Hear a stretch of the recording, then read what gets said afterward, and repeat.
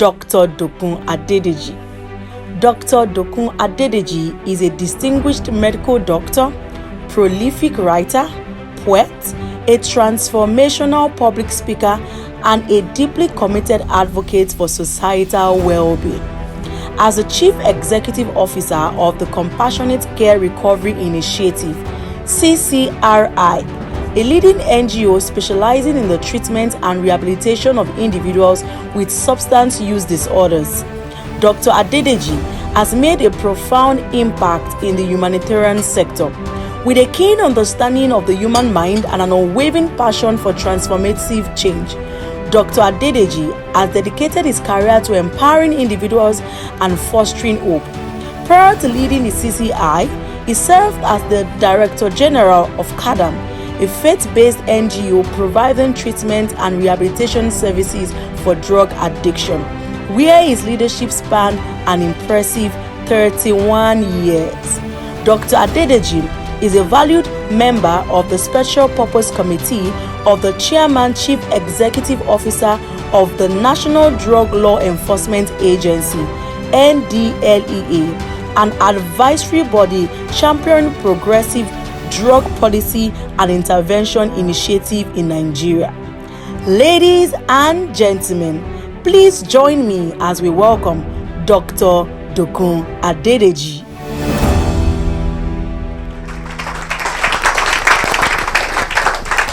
Thank you. Thank you. Please sit down. Two observations just before I begin to talk. Pastor, that was a beautiful, concise summary. Thank you. I wasn't here yesterday, but you gave me a picture of what happened yesterday. I thank you very much. And the second thing is, I like the organization. You said tea break, within 10 minutes it was over. In other organizations, they'll still be struggling for tea. Well done. Well done. Thank you.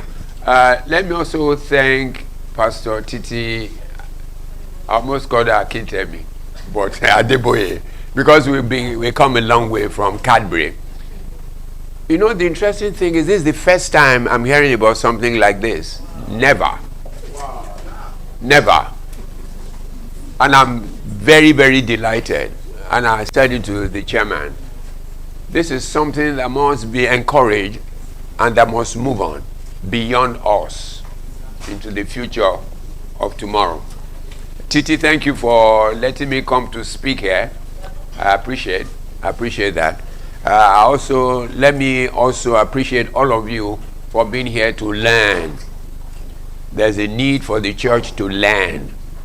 The church is too stagnant. The church is too much believing in itself and its spirituality, and they are losing their members. Professor Yemi Oshibajo told me something some time ago.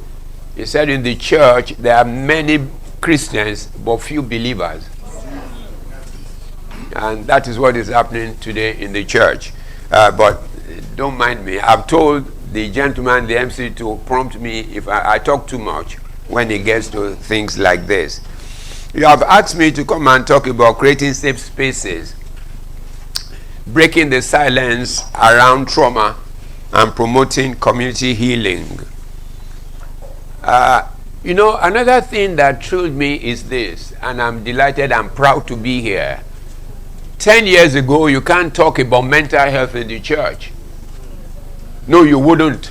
Nobody's going to listen to you. They say, oh, how do they? God forbid. And then they do this. It's not true. It's not true. So I'm glad that today I'm speaking to this topic, and which is a delight to my heart. Because when I was telling Titi this morning and the chairman, I got born again in 1991. I was a rascal. I went to University of Ife. I was a Christian from home, but I wasn't really a Christian. You will not believe that for the years that I spent in medical school and then plus internship, I only went to church once in school. And that was because a girl wanted me to come, or else she won't go out with me. So I went. And honestly, if not for God, I won't be here today. We would travel from Ife to Ilorin, everywhere for parties. And my parents didn't know. There was a time I had an accident on a motorbike. The marks are still here. For 3 months, I was walking with crutches. My father came to visit with me. He said, Dokun Adedeji. I said, I felt playing football. So he believed, and then he came and said, you can't fall football and have this injury. But it was on the motorbike that I had the injury. I didn't die. I'm only telling you how I became who I am today. And so I went through medical school. I did well. I finished. So one day, it dawned on me that now, what next? So I started searching for Christ. Then I found Christ in 1991. Aladipo Luwole in Ikeja, under Pastor Odeyemi. I gave my life. Then in 1992, you know, I would do workers in training, all those gimmicks we do in church. Drama we do in church. So one day was preaching, they said they were starting a ministry called Drug Addict Rehabilitation Ministry. My hand went up. I didn't know how it did. So I joined, and then that was my journey to this time. That was how I started Kadam, and we built Kadam, and then on and on. But I don't want to go into why I left Kadam. That's a different story entirely. One of the foibles in the church. So I then started my own. But that's just to give you an idea that there is no one that is lost to God. No one. No matter how bad. And you know the truth, I never smoked or drank in my life. Never. But he led me here. And also he took me through some training, which I hope you also be patient to learn generally. I was never a patient man until God taught me patience. And I also used to think that when people fail, it's because they're not working hard. But it's not true. When I was in medical school in part 4, was to course into medical school, I failed one course called neuroanatomy. And Professor Grillo said, anybody who failed was not going to clinical school. I was part of them. So when we went to check the result, I didn't see my name. I said, this must be a miracle. Not to find my name. I cried like a baby. I learned a lesson. So it's not about how brilliant or how good you are. It's about how God favors you. So, you know, and I should tell you a story. This is a Christian society. This is a Christian group. Then I got married. I had not a very good experience in my first marriage. I'm firstborn of 6. And I was a Christian already. And I was a very senior person in Cadbury. Titi will remember. So I struggled. How would I take a divorce as a firstborn when others are following me? What would I say in church where I was a house leader or whatever I was? Or what would I say in my company where they respect me so much? Then I went to a man called Dr. Christopher Kolade. I started with him, it was May 29, 1999. I remember very well. So I began to cry. He gave me a handkerchief to wipe my tears. He didn't say a word. So when I had cried, I finished. He said, so Dokun, what you want to do? I said, I'd like to take a divorce. He said, so what is stopping you? So I gave him those 3 points. So he began to dismantle them. It was then I had peace. I can tell you because I can't lie here. So I left and my life changed. I'm not saying I was perfect, but again, he taught me. You see, you can marry and say, oh, marriage is not true. We all have ups and downs. To come standing here today, it wasn't because I was good, but he trained me to be who I am. Don't worry, don't mind me. Today, I'm glad the church is waking up to the primary responsibility of its role as guardian of humanity. The Bible is clear when it said in John 17, 14 to 16, that we are in this world, but not of this world. As long as we belong to the human race, we cannot be immune to the happenings around us. But the difference is the grace that he affords us, that he uses to separate us. We will go through the same. I think one pastor was speaking about hypertension, that he had. Would you say that before in church, that you had hypertension? Say you are not praying enough. But you're a human being, prone to the frailties of humanity. So until the church begins to understand what God is meaning for us to understand, we will not be able to heal the community. Please permit my indulgence or recourse or allude to quotes from the Bible, which is a spiritual compass. I will do that rather frequently so that I can bring the point home. The scripture that captures the somewhat relaxed state of the church to our environmental circumstances, you find it in Matthew 13:25. He said, when men slept, the enemy came and sowed tares among the wheat. And what did he do? He walked away. And the church will be struggling with the devil that he has planted when he has gone.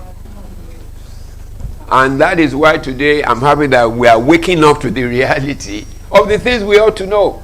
Because we need to understand the battle you are going into to know how to fight it. You can't go into a battle blindfolded. Oh, spiritual, go over my this, and it's not true. You'll be surprised. I'll show you some things, you'll be surprised. As I said in the beginning, I'm therefore delighted to be here today to reinforce our dedication to the responsibility that God has given the church. Arouse the sensitivity and awareness of our people, the circumstances surrounding us, and guide them in an appropriate manner in the place of resolution.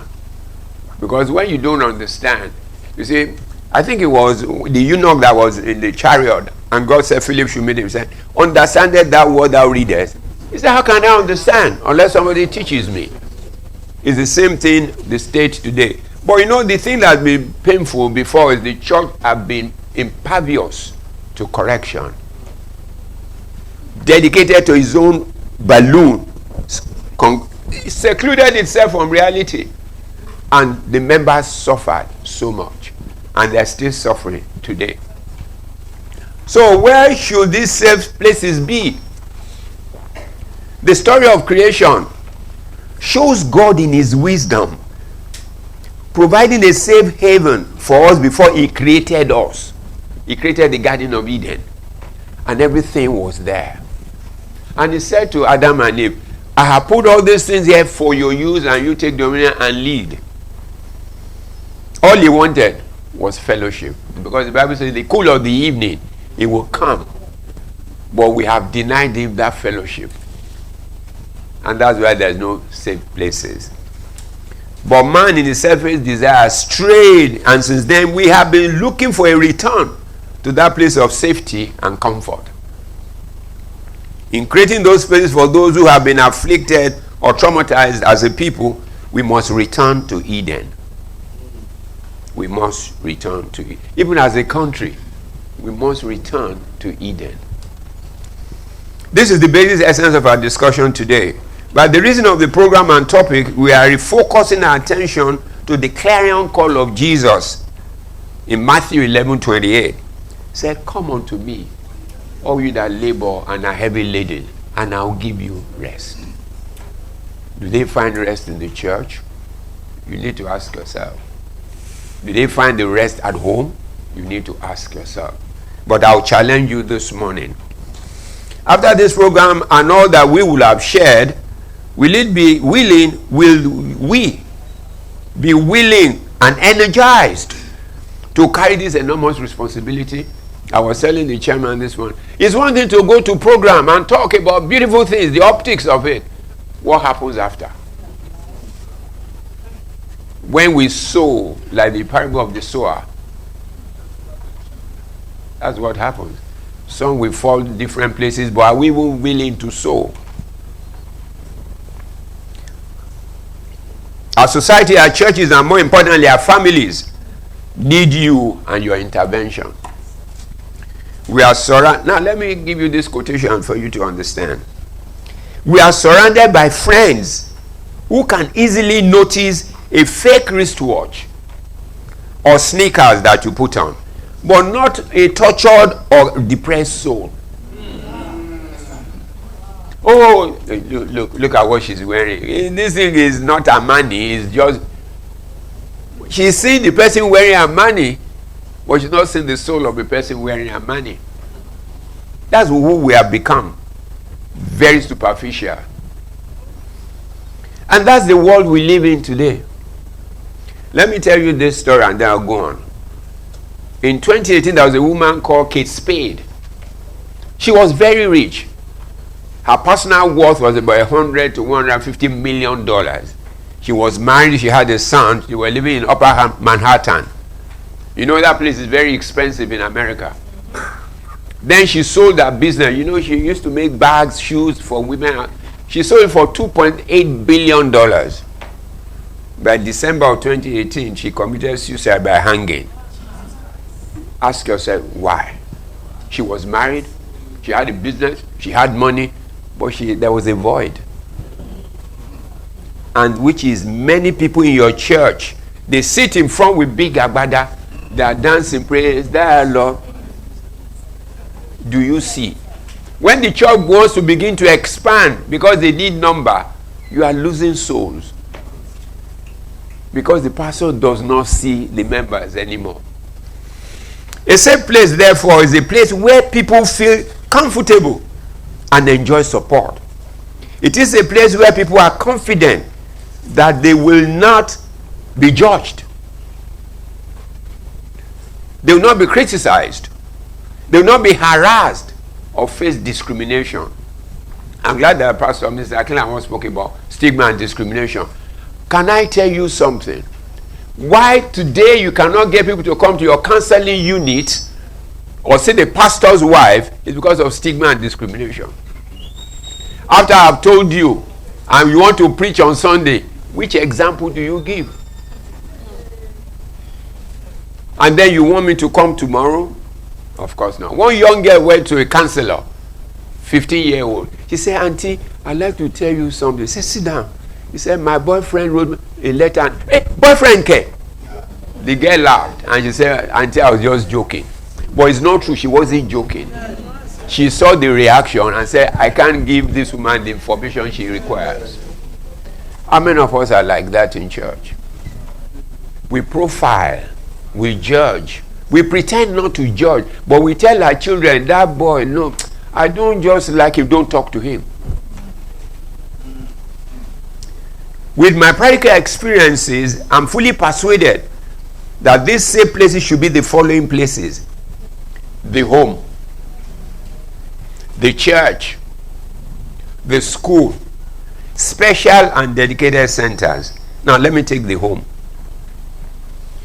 The home it ought to be the primary safe place for every member of the family, because it's the smallest subset of society. That's where we all come from.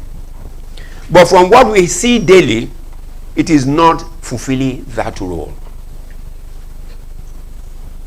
In the homes today, verbal abuse exists.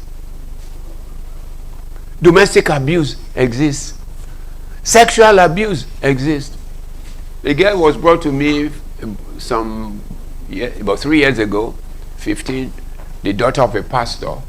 She was sexually abused by her dad, who is a pastor. And it's not, I'm sure you will have had different kind of stories. When I was in Kadam, I started a place in Abeokuta for graduates, undergraduates that have been expelled from universities to come for rehab. 2019, by 2023 that I led, we had seen about 70 people. Of the 70, doctors, architects, and all the rest, about 40 of them were students from Christian universities. Out of those 40, about 32 of them were the children of pastors. And out of those children of pastors, about 25 of them didn't believe there is a God. You know what they say to me? How can my father say he represents God? My earthly father that I see, who beats my mom, and you tell me there's a God in heaven who loves me. I don't understand it. In the home, there's neglect and deprivation. There's emotional abuse. Most husbands don't talk to their wives. I mean, it varies. All kinds. You know, a woman, Meghan Markle, wrote an article in New York Times in 2021. The losses we share. Go and Google it. She told stories. And you know, the time of COVID showed us truly how deprivation and emotions can be. And then she gave examples of how she lost her pregnancy. In church, when a woman is single mother, how do we treat her? When we are creating groups for church, do we remember single mothers? Because we assume that to be a single mother, she had done something terrible. How do you know? We come with assumptions. I'm not saying let us be careless. I'm not let us say be permissive. I'm asking us, can we show a bit of empathy? In the home, there's poor or lack of communication. Your child wants to go to university. You are the father, you've never been to PTA of his school.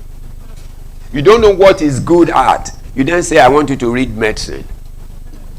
And yet you destroy him. I give the example to parents. Wole Soyinka read English literature. His younger brother, Professor Femi Soyinka, taught me medicine. You don't know him. So it's not about what you read. It's about what you make of what you have read. The woman who owns cakes and cream, she read law. She's never practiced law in her life, met law in her life. So look, give these children, communicate. You have a family altar. What do you do there? You just pray. Family altar is a place for discussion. Let them, look, I have only one child. My daughter talks to me like her mate. People come and I say, no, this is my home. Let her talk to me because I want to know what she feels. One day she was walking, I hit her from the back. She was about 10. She said, Daddy, never do that again. I said, why? I said, if you do it, anybody who sees me will be doing the same thing. I said, I'm so sorry. I said sorry to her. How many parents say sorry to their children? And you want communication. A woman, just be watching me. A woman brought her son from Calabar to me some years ago. We were in Acme. As they were coming, I could see anger on the face of the boy. The woman was the medical director of a teaching hospital. The husband is a professor.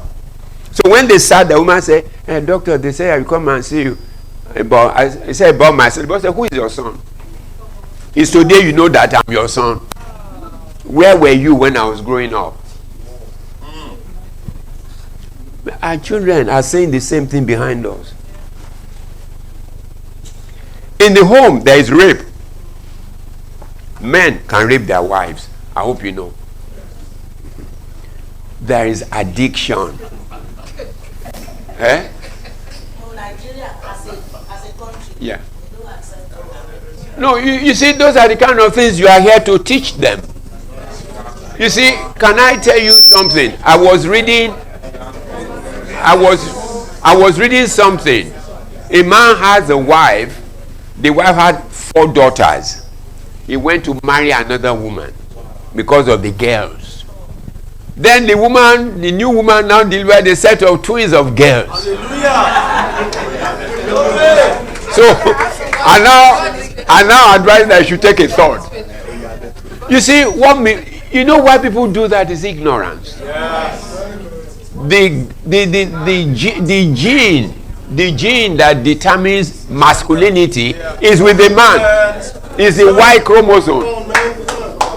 If you don't donate the Y chromosome, your wife cannot manufacture it. It's the same thing with sickle cell. Yes, sir. A man gets along with his wife. It was a joint contribution. And we neglect them and deprive them of love and care. All occur leading to the increasing wave of depression, other forms of mental illness, and even suicide. In the home today, addiction is so pervasive. Do you know your child does not need to go out to get drugs? No, they don't need to. When you see discharge riders coming too many times to your house, they're not bringing food. Thank you, sir. So watch it. Watch it. How does the home become a safe place? How can it be made a safe place? Parents need to be parents again. Do you know, I say to people, there are many parents today who needs parenting. I'm telling you, because how would a parent go to a child's school who was punished and to fight the teacher? Or how would a parent who has no time to secure the child not go and buy exam papers? You know, when people say to me, these are youth today are terrible, I say, don't say that anymore.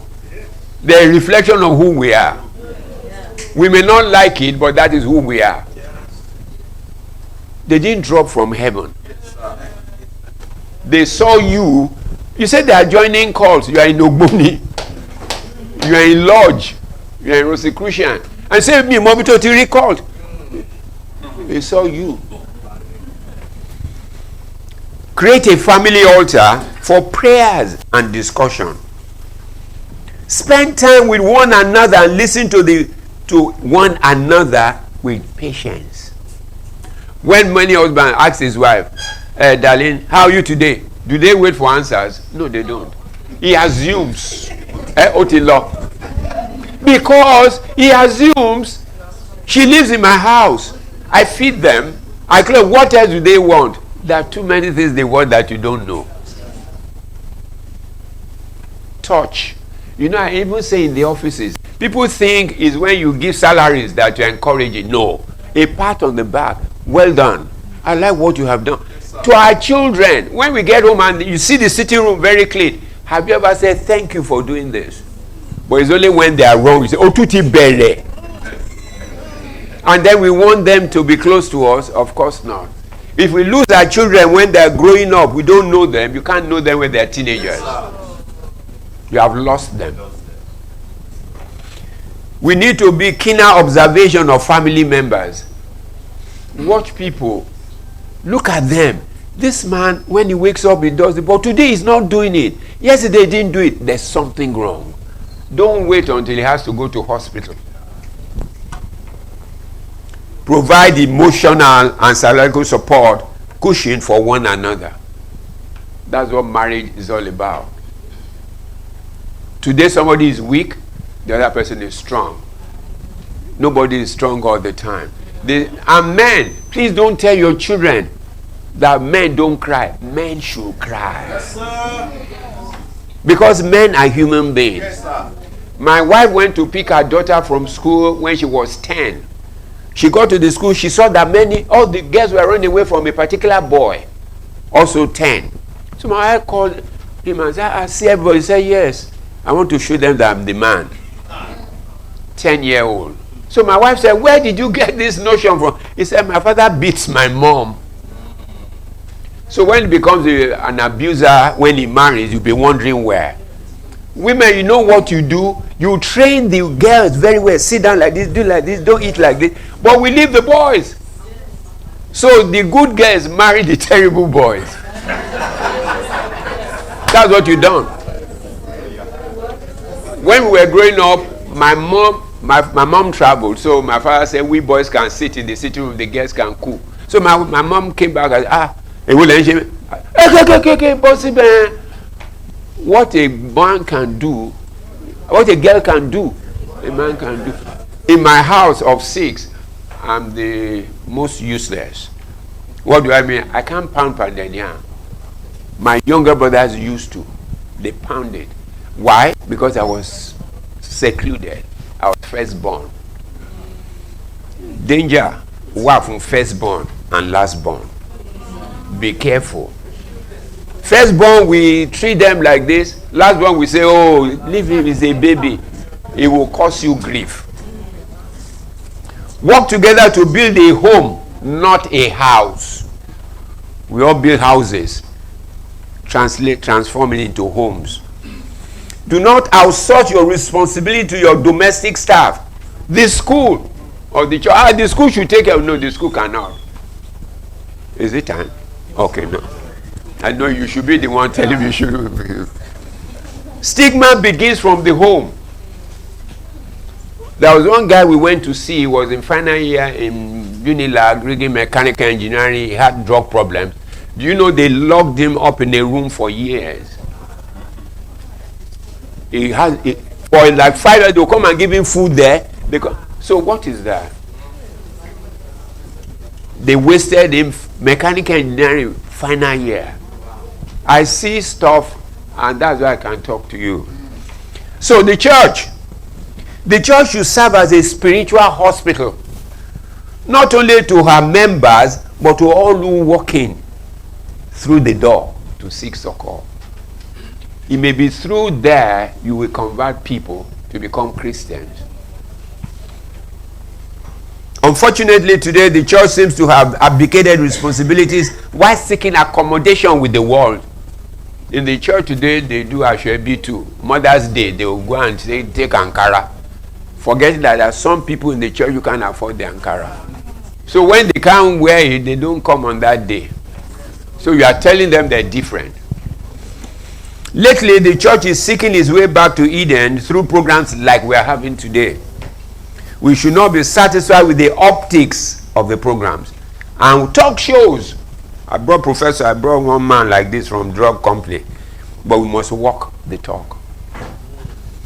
So how can the church be a safe haven for the tortured souls?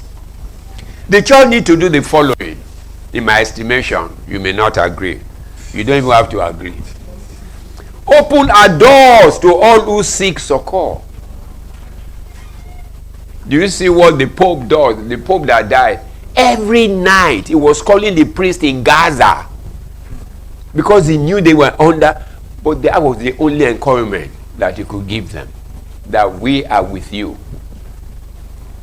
Offer proper training to those who serve in the various roles of help in church. You know, church wants to set up counseling unity, good things, but they're not training the people. There are people just raise up their hand, I want to be a counselor. No, it takes more than that. It takes more than noise. It takes empathy and passion and understanding and patience. There's a difference between listening and hearing. I cannot be talking to you, you are using your phone. You are hearing, you are not listening. Change the pattern of our sermons. Oh, good. I'll be done. Don't worry. Change the pattern of our sermons to include the daily situations our members face. When we are preaching every Sunday about Solomon and David and about all those things, we can read David and Solomon.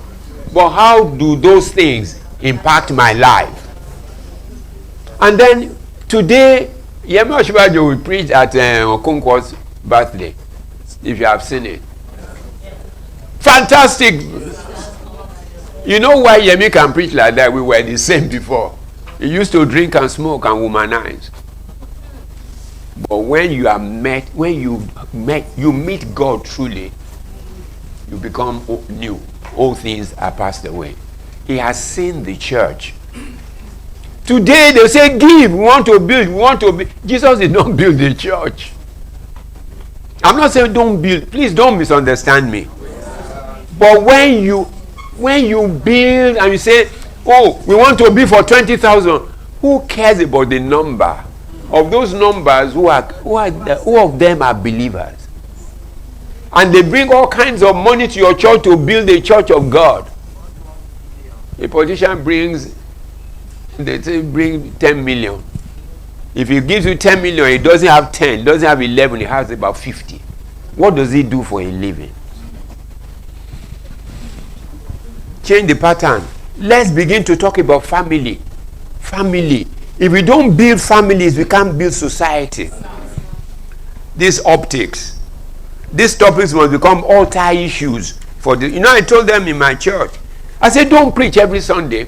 Dedicate a few Sundays and talk about issues like this, so that people can truly tell you. They may not stand up and say they will write it. We can deal with it. But every day, a man comes in with issues and returns home with the same issues, even worse.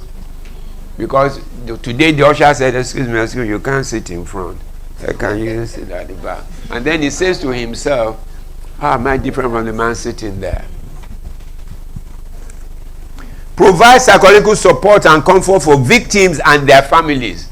Don't just look at the person complaining, look at the family where it's come from. I was telling, I think it was the pastor was telling, too many times we look at one person. When one person comes and is doing some, when a child is misbehaving, don't say, oh, stubborn. It's not true. He's telling you there's an issue. Would you like to look at it? But you profile, today, what a man said here. It's not true. No persons wake up to be a demonic person. It's not possible. And there's no demon possession in this matter. It's about your neglect. Protect victims from stigma and discrimination, and also preach against them in church. Empower the counseling units and provide adequate training for the members. Should be the moral compass. That's what Yemi said. Moral compass of the society. Today, you can't look up to the church, for example. How is the church different from the society? We're not. And the Bible says, let your light so shine before men, that they will see your good works and glorify your Father who is in heaven. The practice of practical religion must begin from the church, meeting the needs of the less privileged. That was what was in Acts of the Apostles. They said they will bring all those things to the feet of the apostles and they will distribute them. Today, you know what you do in church? You call it welfare. You give them one congo of rice. That's tokenism. And that's what Nigeria is doing by giving palliatives. You are taking away the dignity of people by doing that. Open discussion must be encouraged within the church. Establish an official relation with the Lagos State agency that prosecutes abuse offenders. The Domestic and Sexual Violence Response Agency. Get their number. There's one woman there, Mrs. Viver or something is her name. She's the one in charge. Don't be ashamed to go and talk and bring out your child. Let her talk. You'll be amazed that they will send notes to her that something is happening in my house. Somebody who is in church, has been a Christian for 5 years. So, the school, let me quickly run before you get up. By the nature of its setup and the composition of its structure, the school should also be a safe place where the individual can find some measure of comfort, peace, and some form of community, because our home may be hot. So maybe the time I'm in school, maybe it'll be different. Pastor was showing me something sent to him, and I'm sure some of you have seen a secondary school in Ijigbo, where they were smoking and drinking in the hostel. How can that place be a safe place? It can't. But it should be a safe place. So, when the person goes, the environment has its nature. If you go to schools abroad, you say, what are they doing with this space? If you go to hospitals also abroad, you see spaces where you can sit. It is not only drugs that heal. Yeah. The environment can heal. Yes, sir. Yes, sir. Take a walk, sit under a tree, begin to communicate with God. You'll be amazed at the healing potential. I think it was Madame that said about the holistic nature of man. You can't trick the physical and leave the soul. Because many presentations we see in hospitals is what we call psychosomatic presentation. Those things are exhibiting what is inside. So when he says it's not true, there's something you need to delve into. The classmates and schoolmates could be a support. Seeing them again and laughing together and whatever. The teachers, especially the guidance counselor. Today, many schools don't even have guidance counselor. I had when I was in school. We should reintroduce it, because they can then go, and the person also must be of good character and good confidentiality. You find out a lot of things about the school you will hear, and then you can help them. Many of these children are coming from where they want to draw water and then sell on the street before coming to school. We need to help them. All this should offer some level of safety. Our worry today, we should necessitate our intervention, is all that this safety encampments are actually becoming some form of additional fares to people. Look at the children who went to school. You say it's a safe place. Look at a home that you say, my sons, maybe you get your cousin to come from the village. They're supposed to be a safe place. But the last person that eats at night, she's the one who draws the water. She doesn't eat the normal food that every child eats. She eats the remnants. How can that be a safe place? You see some people come to church. When you see them in church, you know the housemaid from their children. I'm not saying dress them in gold, but let them look presentable, not bathroom slippers. Special and dedicated centers. I'm almost ending. These are centers established for the treatment and management of persons who have suffered from one form of trauma or the other. It is my suggestion that the church or individuals who have experienced this trauma are more suited to set up these centers, not just centers to make money.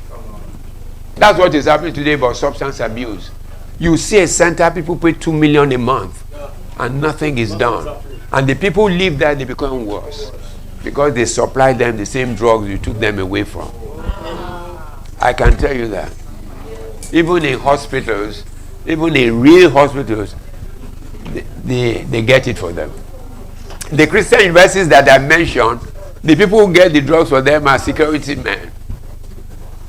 They are the people in the kitchen. Because it's money. It's just everything. Our values today is all about money. What are the requirements to succeed with these centers? Experience and commitment. Necessary infrastructure. I put on Facebook today about my center. We have a place in Abeokuta. We can only take 10 people. And it's small.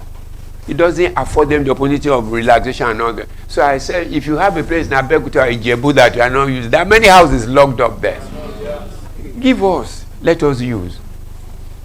Because if you go and put them in a, and then we cannot take women. We can only take men. Because if you take men and women in a center of 10, you go get pregnant. You go need to have an obstetric unit. So, because those are things we must consider. It's not just about centers. It's about how functional is the center. Engage trained professionals, personnel, equipped with empathy. You see, don't engage people when you start church. Don't engage people because they're smart. Many of them is 30 days make a pay. Salary. There's no commitment. And you know, dealing with drug addicts, they know when you love them. They know. Even church, let me tell you, when you say, let's go and give them food, they know that you are just feeding them, that your heart is really not there.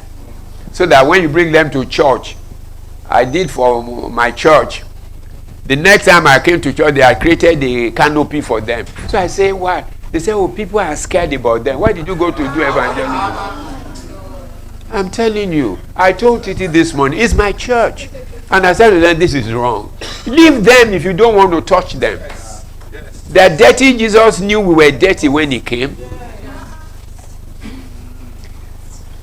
Provide opportunities for vocational training for the clients so that you can train them in something. Don't just put them in a home. Equip them so that when they leave the home, they can't be in the home forever. It's for a period and then they can live on their own. And give them the encouragement to stand and believe in themselves. Preparation for outside world after a period of treatment.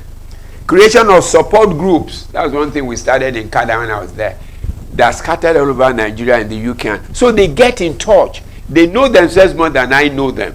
So when one of them is falling, they know. And they bring him back. Support group. Encourage family engagement through the institution of family forum. What do I mean by that? Parents, when you have this center, let there be a day for family forum. When families will come, you will share together, and then they can talk and then interact. You begin to build relationship back again. So they can, because if you take care of them, they're going back to the same place that produced them. So if you don't create a safe space for them, many parents will put them there and don't come again. And then they say they love. What kind of love is that? Christian teachings must be the undergirding instrument of healing. I tell you one thing, without Christ, no man can be healed. From drug, I found out that we don't use drugs in my center to treat. We use the word of God. Because there is a void. You need to fill the void. You know, Jesus healed the man with demonic spirit. And then because the place was clean and it wasn't full, many more came. But if you give them Christ, who is the anchor, they can't go back. They can't. Seek out and establish channels of seeking redress through government agencies. Don't just keep them. If they need to be a case to be profiled against, so let it be done so that healing can be complete. You can't just say, okay, let me keep you. Do you know people can be in that home and still be suffering because of the things they harbor? If also you don't teach them to forgive and eschew bitterness, healing cannot come. I think I'm almost done. Please, confidentiality is important, and listening very well. Sometimes when you listen and watch, you will see things that they didn't say. Our general consensus from today should be to aggregate all of us to build a community for survival of sexual violence, emotional and physical trauma, provide for them the required resources to act and fight for their freedom. Help create a sense of solidarity and pathways to healing. I don't know whether you remember this person in 2006. There's a woman in America called Tarana Bok. She started Me Too movement. You remember Me Too? She was sexually abused, so she healed, and she began to gather a community of people who went through the same thing. And then you know what usually happens? Society does not allow them to speak. We silence them. So the pain, look at Epstein. What is happening? Over 1,000 young girls. Over 1,000 young girls from 14 to 18 were abused by this man and his friends. He died in prison. But we don't know whether he committed suicide or whether they killed him. But go and look at those women. They said they are still struggling with it. Because the society also does not let them forget. You know, when we tell our guests, it's because of the way you address it. So if I'm dressed anyhow, does that invite rape? No, it doesn't. It doesn't.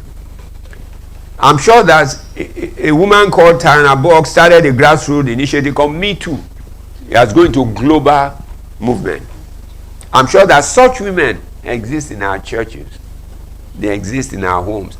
Shall we identify them, struggle with them, and strengthen them, and give them courage to speak? Because when they speak about it, healing begins.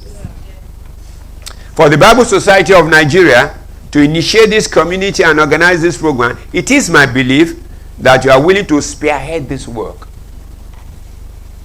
It is urgently required for increasing population of members who suffer from one form of trauma or the other.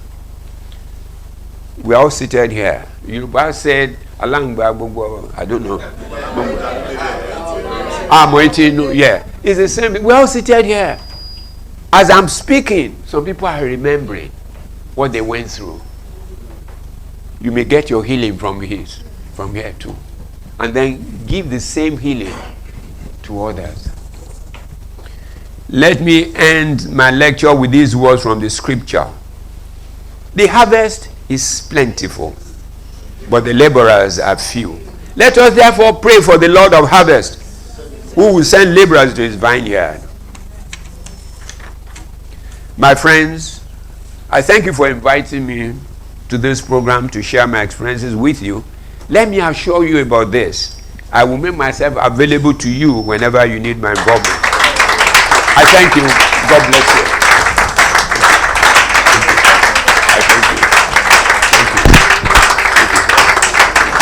Thank you.